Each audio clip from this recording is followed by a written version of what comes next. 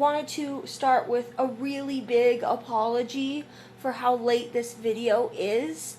We were supposed to have it out by Monday evening. It is Wednesday morning, and we're still working on filming stuff. And that's because for some reason beyond my comprehension, having Robert home for 4 days off and me for home for 4 days off made it impossible to find time to sit down and film anything. But yet when he works 12-hour days, we can always squeeze it in. I don't understand what happened with that schedule at all. And I'm really sorry. But we wanted to go ahead and get right into full amounts for Christmas that we finally managed to get counted out, where they're going, what they're doing. And a little bit before that, we wanted to have a quick discussion that you'll see in a little bit. Thanks for being so patient with us, guys. And thank you so much for your generosity this year. We love you guys. So I don't actually have any footage of this part, if you guys can just kind of bear with me. And if a fan starts in the background, I'm so sorry.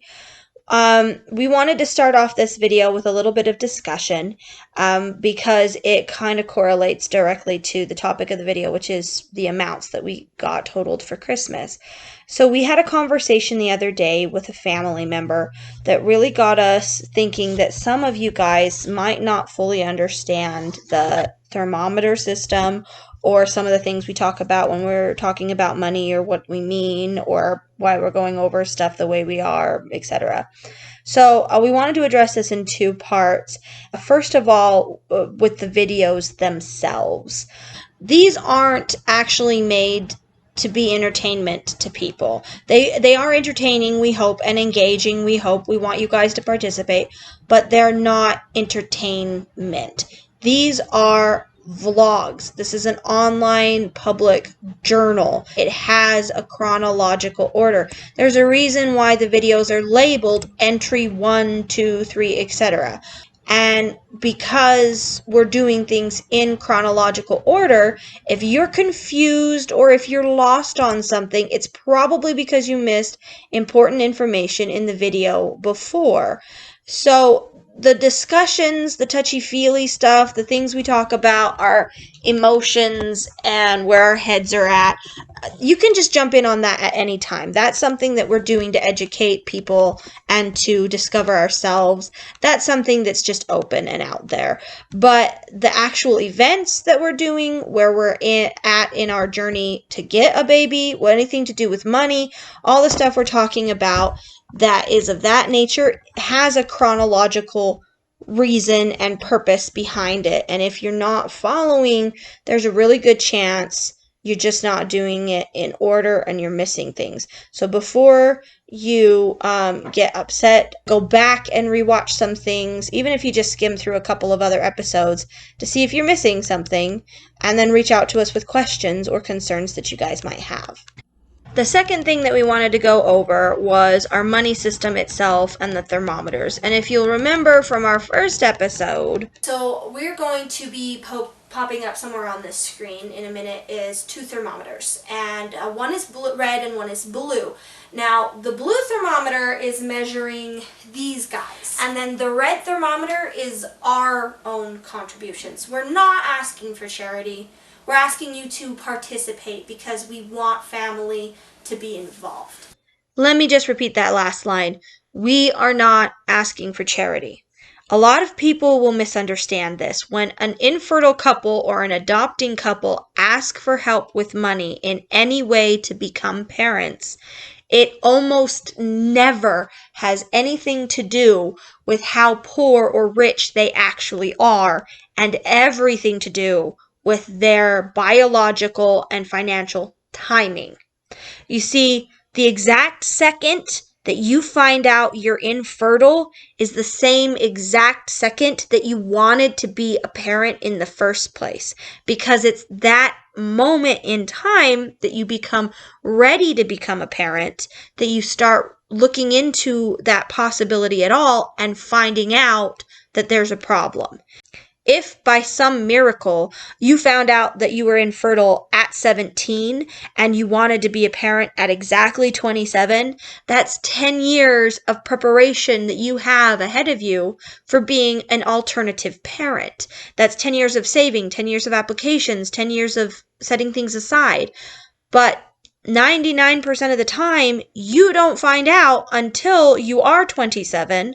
All 10 of those years of preparation don't exist, and you find out that you have to wait 10 years anyways, because that's how long the infertility treatments are going to take or the adoption process is going to take. That means you're not a parent until you are 37. So the second you find out that you can't have kids when you want them, every kind of alarm clock starts screaming off in your head. And all of a sudden, it becomes a matter of biological necessity that you make this process as rapid as possible. It depends on a lot of factors, and one of those factors is money and how well you've planned for this thing. No one ever plans to spend a random $30,000 on adoption at the drop of a hat. It just doesn't happen. And asking other people to get involved expedites the process. We're not asking you to pay for the baby for us. We're asking you to help us get there a little bit quicker. Well, that's one of the reasons why Robert and I chose cash for Christmas. It's because that is something we were already getting from loving family members and friends, was gifts for Christmas. But instead, we would rather have the money that you would have spent on a gift. We're not asking for hundreds of dollars, we're asking for tens and 20s and the amount you would already have spent on us. And that's exactly what we got, and that's exactly what we wanted, and we are so grateful for you guys for helping us in that way, because it really does make the process faster.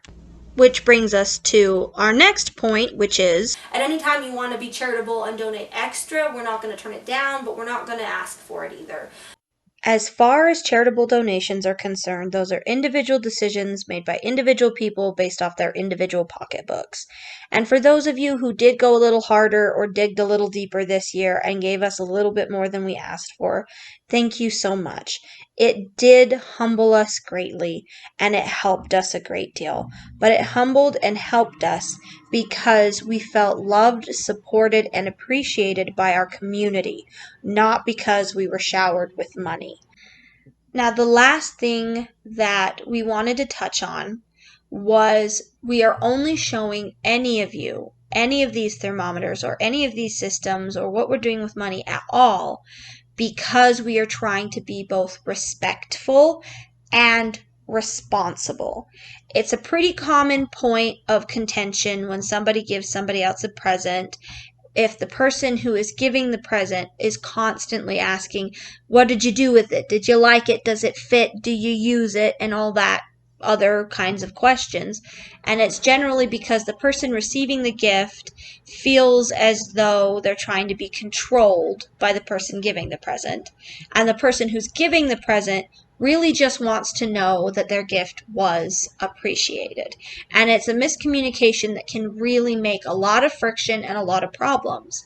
By telling you guys up front what we are doing with the money that we've received, we're hoping that Robert and I can completely alleviate any of that friction, because you guys don't ask us or pester us, but you still get to know that your gifts were appreciated and understand how they're being used for the betterment of what both of our common goal is. We're hoping that we can be respectful to you guys in that way, but we're also hoping that it will hold us accountable for how we plan on proceeding to have a child in the first place, because we want to show our children how to grow up being responsible individuals.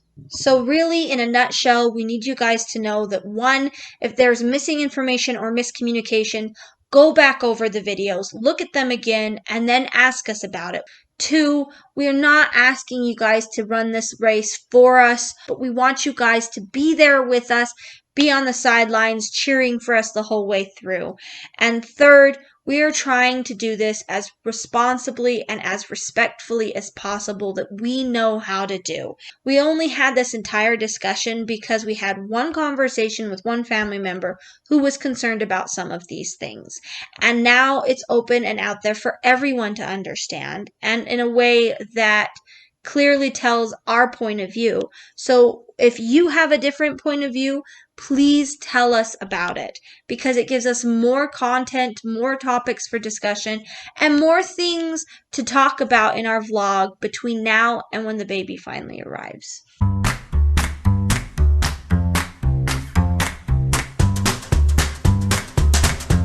Okay, so we thought you guys would like this. We counted up our change, and so far we got $30 even with quarters, 10, 20, and 30. And then over here we got $18.90 in dimes. And then look at how nasty our hands are. This is awesome. And then we got $10.30 in nickels. And then over here we got $4.80 in pennies. So all together, we got to add that up real fast. That's $30.18 is $48, and then the 90 cents. If we take 10 cents out of here real fast, that would add another $1. So actually it would make this $19. So 30 plus 19 is $49. And then plus 10 is $59. And then minus 10 is 20. So $59.20. And then 20 cents plus 80 makes one more $1. So $5 total added to 59 is 64. So we have $64 even. How often do you get even money with change as it is? Much less this much. We've told people this before because we've always known, but really, believe it or not, just a little jar of money in change can go a long, long way. And let that stand for those of you who didn't know. And a reminder for the people that did know, keep your jars full of change, guys. Keep your jars full of change.